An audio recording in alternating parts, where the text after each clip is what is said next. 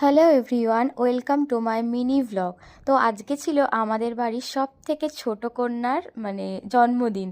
তো তাই জন্য ভাবলাম ছোট করে হলেও তো একটু সেলিব্রেশন করতেই হবে, যেহেতু ওর জন্মদিনটা চলে গিয়েছিল কিছুদিন আগে, বাট তখন নানান পরিস্থিতির জন্য হয়নি, তার জন্য কয়েকটা দিন পরেই আমরা ওর জন্য এই সেলিব্রেশনের আয়োজনটা করেছিলাম।